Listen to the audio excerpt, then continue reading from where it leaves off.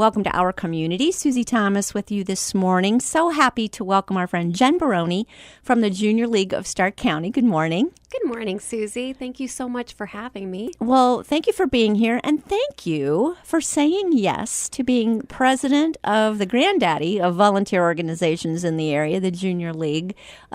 First of all, tell us a little bit about what the League is today. I think a lot of people have preconceived notions. They imagine women in hats and gloves and pearls and not getting their hands too dirty. But as far as a volunteer organization, folks would be surprised at, I believe, at some of the things that Junior League takes on and does. Tell me about the League today. So you're right. The League definitely started out as more of a societal volunteer organization, and it has developed into like-minded women coming together and wanting to give back to their community and volunteer and be trained. And we have stay-at-home moms, we have working professionals. I think that one of the bigger differences, too, is we have different generations within League this year. We have millennials and all the way up to 40-plus-year-old members. And the League has really transformed in that I think when it first started, women didn't have opportunities outside of the home, and now we have many opportunities. But the one thing that has stayed consistent is League's mission of wanting to train women as civic leaders and give back to their community through volunteering. So that has remained true throughout every generation. I think what's interesting, I've heard you say this word a couple of times now, is training. And that sort of sets Junior League apart. You're getting training. You're not just volunteering. Can you touch on that? What kind of training and how does that look? Exactly. So I can go to, there's multiple volunteer opportunities within Stark County that are wonderful. And I can go and show up and volunteer for a day and go home.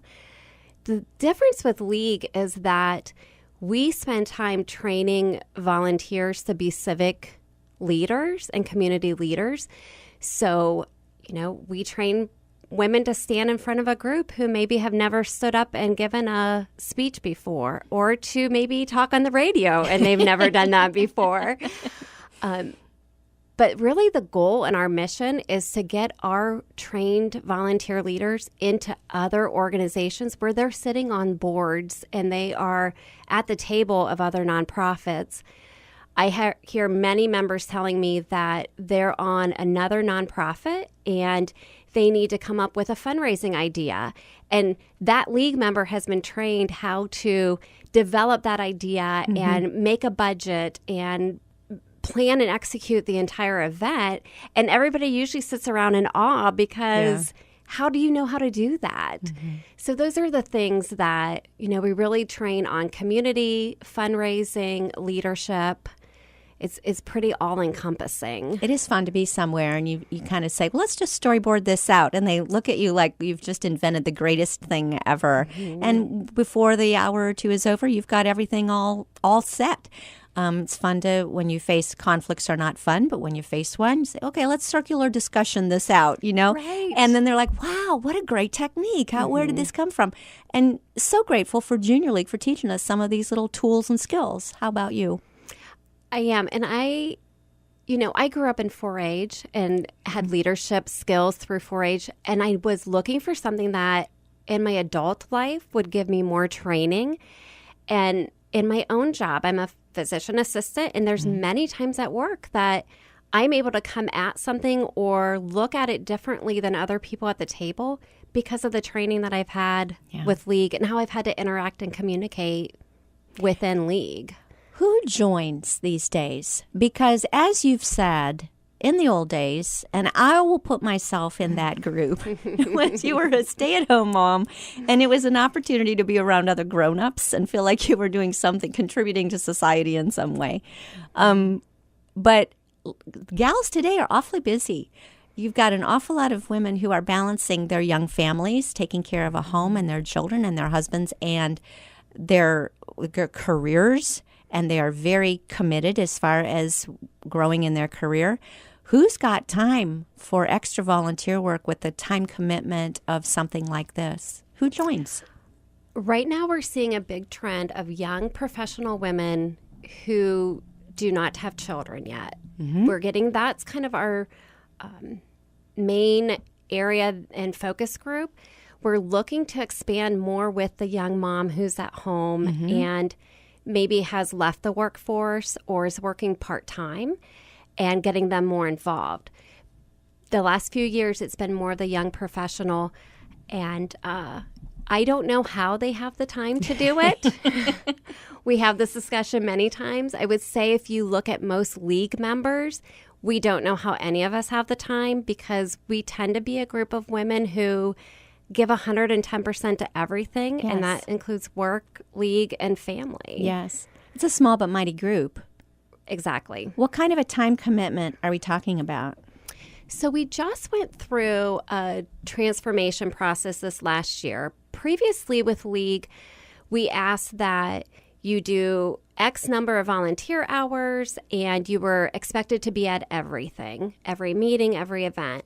We've gone through a membership rollout where it's kind of more voice and choice, where we sit down with a member and ask, in your time period of life right now, how much time do you have to give? And then we place her according to that. So if you're a mom who is home with little kids, you may not have evening hours, but you could get away during the day. Or if you're a young professional, you might be able to do more evening hours. So we're trying to make it more flexible so that every woman, no matter what stage of life she's in, can make it work and not feel that there's commitments placed on you that you're not able to achieve. There are so many seasons that we go through where you're exactly right. Sometimes a daytime meeting would be just right, where for other people that would just not be possible. And then the opposite is true. For some people, an evening is just when they want to go to their extra things. And others where evening, no, sorry, that's my time at home now. So to kind of instill that flexibility seems to make a lot of sense. Who do you reach out to? How do you meet these prospects? So I am of the older generation of active League members. However, the millennials are teaching us how to use social media, which is not my strong point. We go to other groups, but the main thing that works is just a personal ask of your friends, family members, neighbors, coworkers. That tends to be where we find most of our referrals. We are looking at doing a big recruiting push this upcoming fall and trying to reach out to, like I said, those women that we haven't gotten to. I'm finding that in the community when you talk about League, there's a lot of women that have not heard of League before. Wow. And when they hear what it's about and what we do, it seems to really resonate with those women. So we're trying to reach out to women at every stage of their life. Some people even who may have heard of it, they're thinking of their mom's or their grandma's junior league, where you just wouldn't pick up a phone and say, "Hi, I'd like to join." Exactly. So what does it look like? What does recruitment look like? If someone is interested, what should they do? So if someone's interested, the first thing I would do is ask them to look at our website. It is jlstarkcounty.org, and you can get some information there. We also have a Facebook page. We have multiple recruiting events coming up on our Facebook and web page. I think that while I was of the era where I got invited to become a member of League, and so that felt very special and very unique, and it has changed and adapted from that. Our main goal, though, is that for anyone who is interested, that we are trying to reach out to them personally, invite them. We have many volunteer opportunities that even if they want to just come and volunteer with us and see what it's like, kind of some hands-on work. One thing we often say is we don't know what we don't know. We also don't know who we don't know. So there might be someone who's hearing this thinking, I would love to do that, but I don't know that I know anyone in, so I don't know that anyone will ask me to attend anything. Tell us, how scary are these recruitment events? How much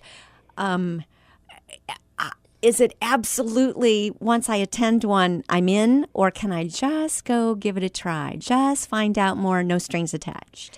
We've actually changed our recruiting philosophy. It used to be that we recruited in the summer, you join in the fall, you had a year-long, what we call a provisional class. We're now doing year-round recruiting, and we're developing modules that you can go through training on your own time and how it works for you. So you may not become an active member for 2 years, or you may get it done in 9 months, depending on what your time commitment looks like.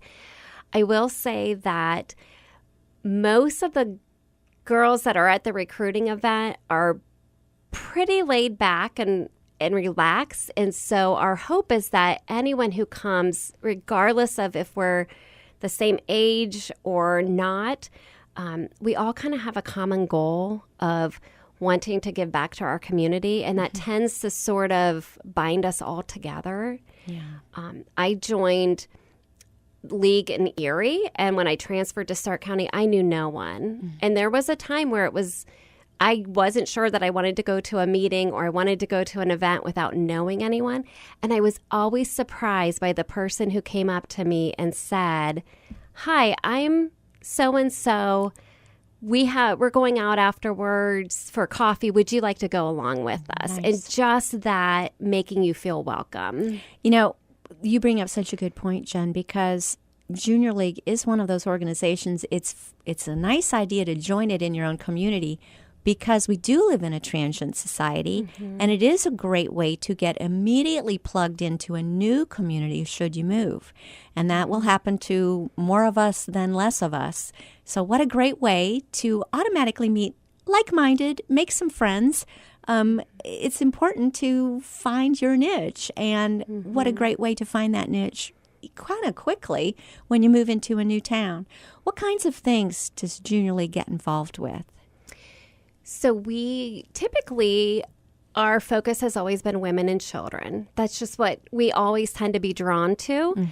And so this year we're looking at developing more impact within an issue, and we're looking at food security. Oh, good. So we've talked with other nonprofit organizations within Stark County who are also dealing with food security issues, and our goal is to find the gap and where we're missing, who is not being served, and we're hoping to fill that gap, whether that be nutrition education or backpack type program. But our main focus this next year is going to be on food security. We do have a volunteer opportunity coming up at the Akron-Canton Food Bank. It's called Operation Orange, and nonprofits get to sign up for a 2-hour block. We're doing it Friday, September 7th, and we're doing from 11 p.m. until 1 a.m. What? And we are so excited about it because it's one of those opportunities where you really feel like you made a difference and you were able to get something done in a short period of time. So we are going to don our orange scarves or T-shirts and head up and do Operation Orange. Now, is this one of those things that a non-member might say, oh, what a fun way to meet these gals and see if this might be something I want to belong to? Anybody could help? Absolutely. What are you doing from 11 p.m. to 1 a.m.? My understanding is that we're stocking shelves and stocking Wow. food. And they do a 24-hour volunteer opportunity. And during that time period, there'll be about 200 volunteers. So we are hoping to take at least a group of 20 to 30, invite our friends, even if they're not league members. And it's those types of opportunities that really end up creating good friendships too, because you're in the trenches from 11 p.m. till 1 a.m. And you never get to know people better than when you're volunteering side by side. It's a great Exactly way right. to truly get to know somebody. And you make some deep friendships that way. All right, 11 p.m. to 1 a.m. You heard that correctly at the Akron Canton Food Bank. Transportation provided, or get your own? Get yourself there, or how do you do that? Get yourself there, although most of us will be leaving Stark County around the same time, and we're going to carpool. Okay. All right. So they could call who or go where for more information about that? They could go to the website at the jlstarkcounty.org, and all the contact information would be there. Okay, Night Owls, sign up. You want to do that. That sounds like an amazing thing that I will not be participating in. So we've got to take a short break. We'll be back after these words. You're listening to Our Community.